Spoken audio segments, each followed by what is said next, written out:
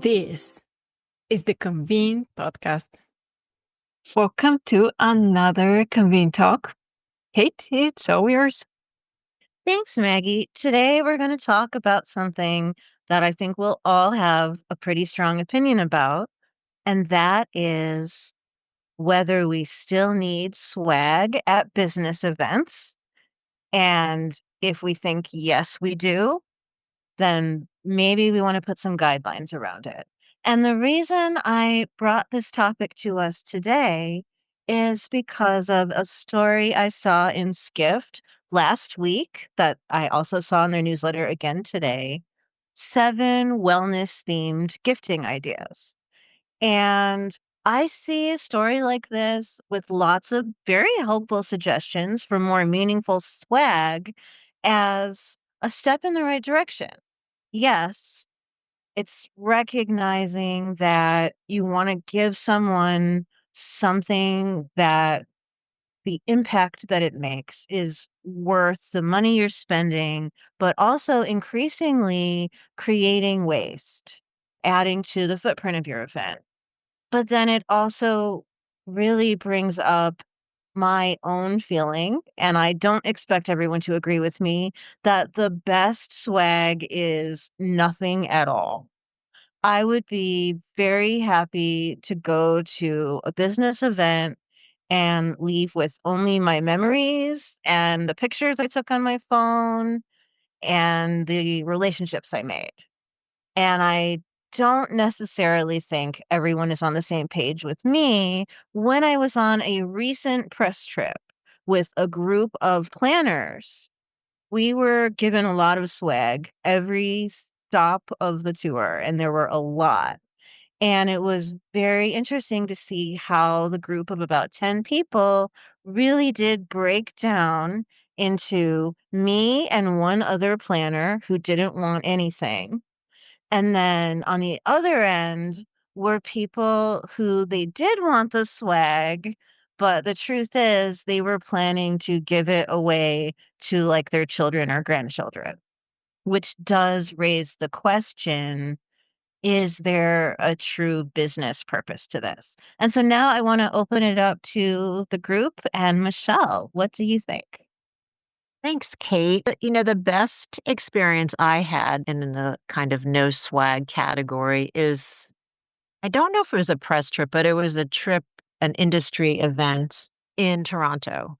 And they gave us, instead of swag, they gave us a certain amount of money as a group. They just grouped us into small groups and they gave us, say, $250 that they probably would have spent on some, you know, destination themed swag. And they said, here are 4 charities. You guys sit together and decide how you can give some to one charity, you can give all to one charity, but have a conversation about the ones that are most meaningful to you.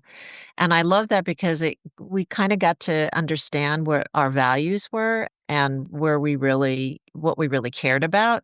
And also I felt like we were helping to contribute to something that wasn't leaving a footprint, but actually helping in terms of the destination the host destination. So I love that idea.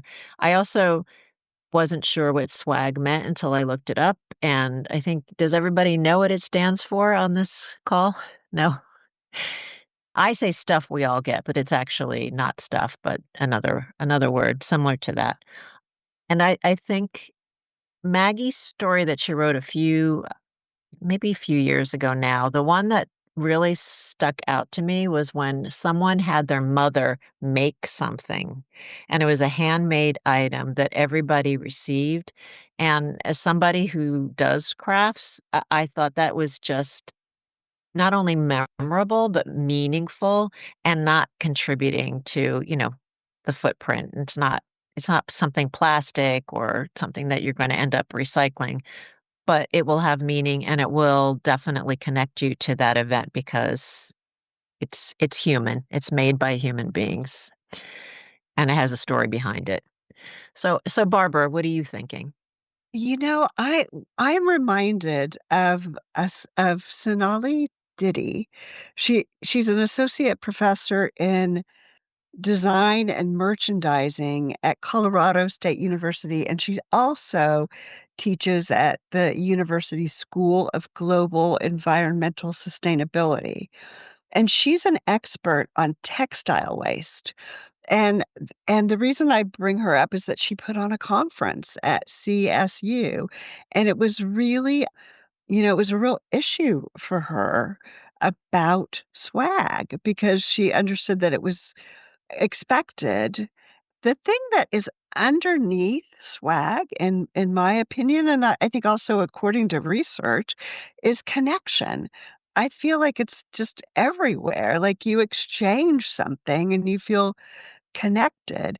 And the question is, what is it that you're exchanging? And what meaning does it have?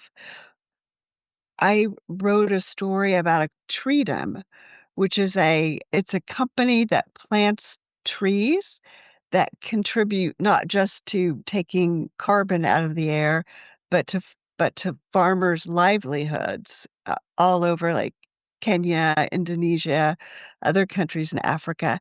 And they sent me a little tree, and I get updates on what that tree does, like what impact it has.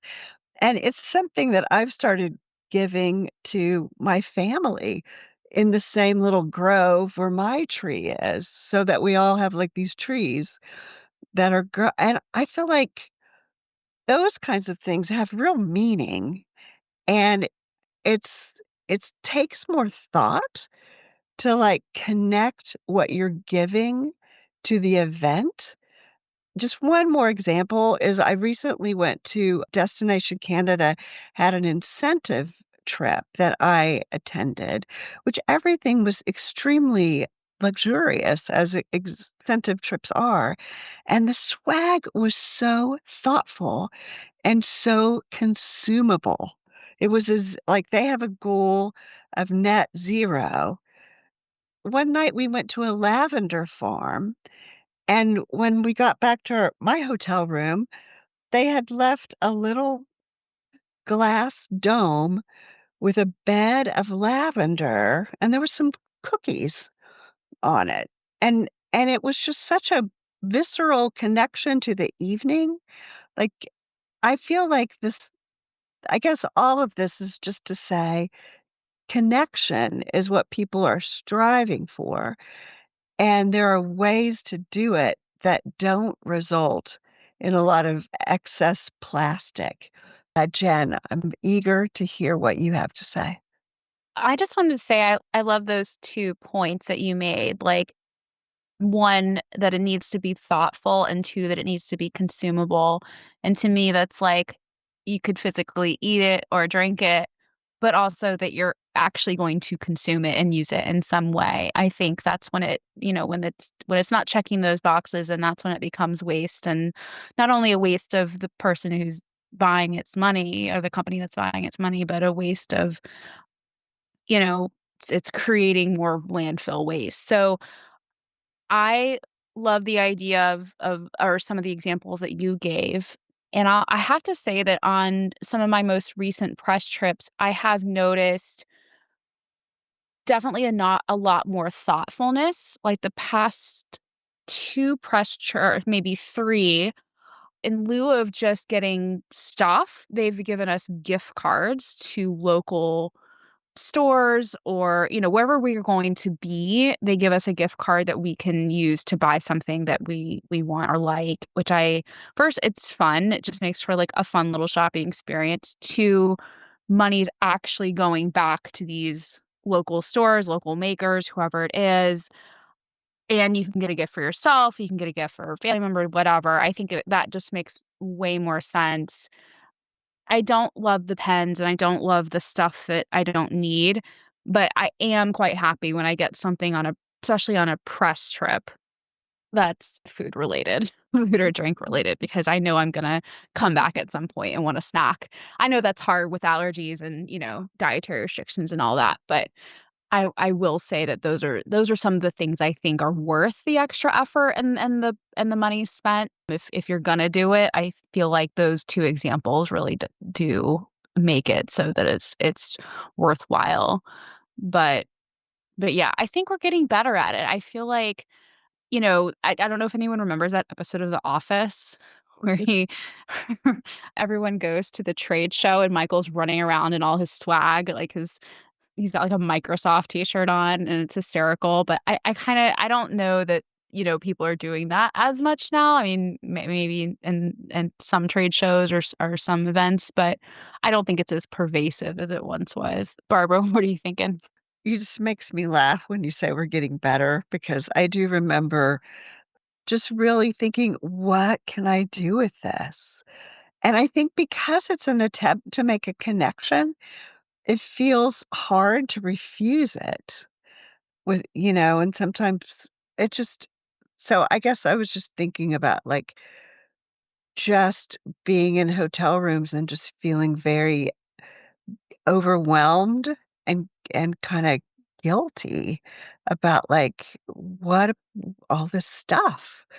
So I am so happy that there's just been a change, I think, in consciousness about it. Now, Maggie, I'd love to hear what you have to say. It's funny, Jen, that you gave that example with the office because that was exactly the first thought I had when I read the topic that Kate picked. I was like, yeah, I remember my very first time at IMAX as a student, and I had this huge bag and just collecting stuff from every stand, and I was trying to live with all that, and it was super heavy by the end of the day. And, so many years later, now I'm like, please don't give me anything. I travel light. I travel with a carry-on. I have no space of putting anything. And I've even received gifts like big bottle of olive oil. Who can travel with that? What if it breaks? Like, don't, no, just the answer is no. Keep it, like, give it to somebody else or donate it locally. But also, Michelle, that example that you gave on the story, it was from an IAPCO event in Vancouver, and it was really my best event in terms of swag. I mean, it was best event in many experiences, but for the swag, it really stands out, not only because of the story of the president back then, who, his mother made all these slippers for everyone, handmade from their own sheep. It was like there was such a big story. And it had a video of how she was making them by hand. It was amazing. It was wonderful. I wanted to have these slippers forever. So was definitely very memorable, but also they aimed for zero waste. So they had some sponsored items lined up for everyone to pick. And they said, whatever is not being selected is going to be donated. So if you like to have another water bottle, please do take it. But also be calm that if you don't select anything, that's fine. It's going to go to local shelters or schools or whatever, organization may need it. So that really stood out back then to me. It was 5 years ago. And yeah, we definitely are making strides in terms of swag and what people are bringing at trade shows and how they're engaging. And they're trying to be a bit more, thinking of the experience rather than shoving some plastic stuff in your hands and pens and bottles, which I don't know if it's still like that. But back then, the first day you couldn't get anything. And on day 3 at IMAX, everyone was just giving you like 50 items because they didn't want to travel back with them. And one thing that also I had a thought of was, Barbara, your story about the tree, which is amazing. But what kept on coming back to my mind was those pencils with seeds in them that apparently after you use the pencil, you can just plant it, put it in a pot and a flower would grow. I don't know about you if you've gotten such a gift, but I've never had flowers grow out of those seeds. So I was never successful either. I'm a very bad person at this. I don't know, Barbara. I was hanging on your words because I was like, Did they grow?"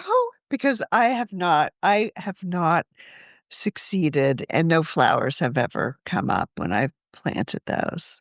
So I kind of ignore them now. Like, I just think, Exactly. like, "Oh, that's a nice idea. That's a nice idea."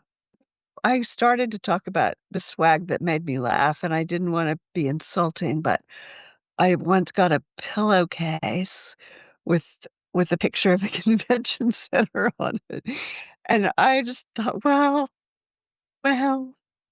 this is not really I don't think I'll be putting that on my pillow. I mean, it was usable, but anyway, I do like thought that goes into swag.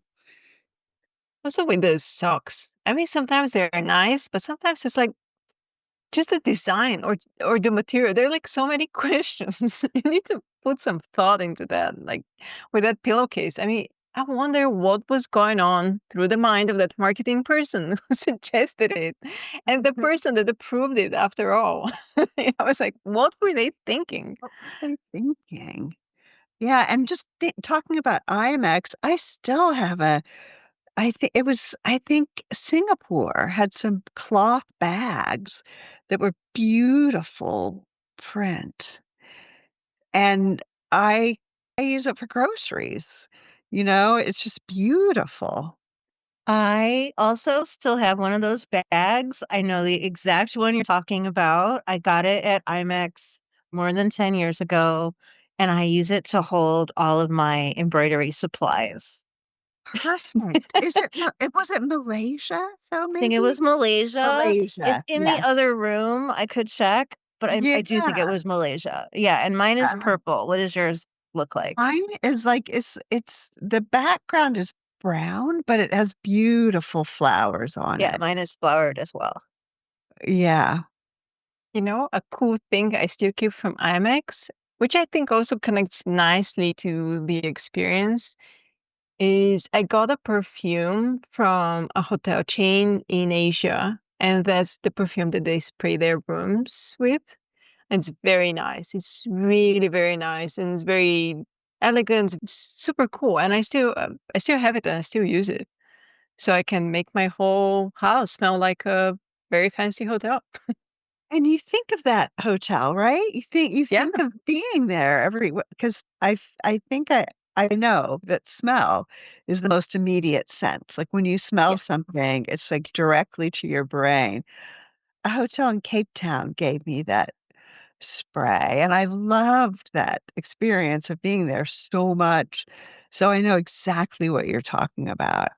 That how that really takes you into the experience, which I think is definitely what they're trying to do. And, that connection is really made very sturdily. And there will be a lot of links in the show notes this time because we've referred to a lot of good articles worth rereading if you've read them before. Thanks, Kate, for picking the topic and everyone for the conversation. Remember to subscribe to the Convene podcast on your favorite listening platform to stay updated with our latest episodes. For further industry insights from the Convene team, head over to pcma.org/convene. My name is Maggie. Stay inspired, keep inspiring, and until next time.